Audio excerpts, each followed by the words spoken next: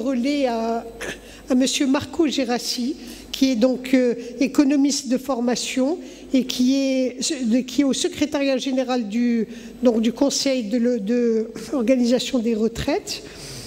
Il est chargé des questions internationales et donc c'est lui qui va animer cette première table ronde, si on peut dire, qui porte sur la généralisation de la couverture sociale. Est-ce qu'elle constitue un levier de développement, de création de richesse? Merci de garder vos places et d'être concentrés, donc, parce que nous avons une très belle table ronde ici avec beaucoup d'expertise. Merci, monsieur Massimo.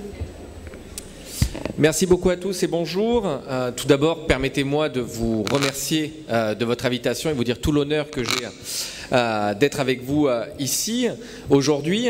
Je vous promets que je ne retoucherai plus au micro pour éviter le grincement que vous venez d'avoir les 2 fois précédentes. Juste pour vous dire, profitez de vous parler quelques instants avant d'appeler les différents intervenants qui viendront, donc que les différents intervenants de la table ronde viennent s'installer.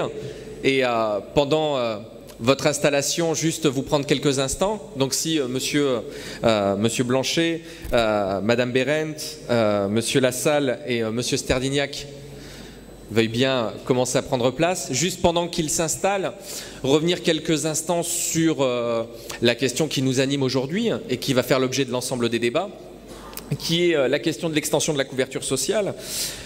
D'une certaine manière, en allant rapidement, l'extension de la couverture sociale globale et de l'extension de la protection sociale, c'est quand même une matière très différente en fonction des risques dont on parle.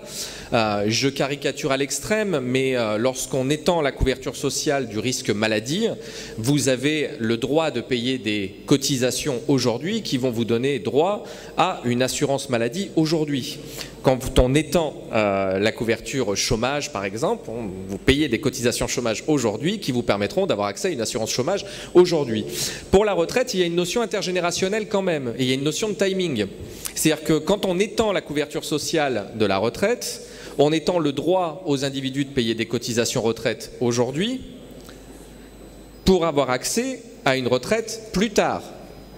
Et donc la question de l'extension de la couverture sociale, dans le cadre de régimes de retraite qui existent mais qui ne sont pas à maturité, dans le cas de systèmes de retraite et de pays pour lesquels la pyramide des âges induit un retournement démographique assez important, il est possible que cette extension de la couverture sociale au niveau intergénérationnel retarde dans le temps les effets du retournement démographique, mais elle les retarde, elle ne les annulera pas.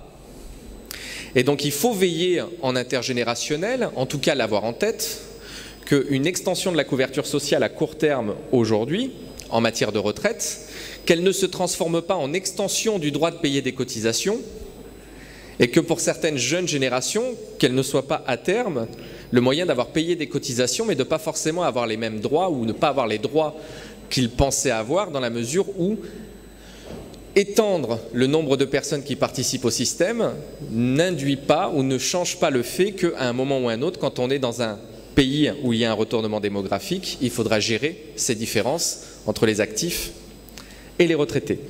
Je ne prends pas plus longtemps la parole.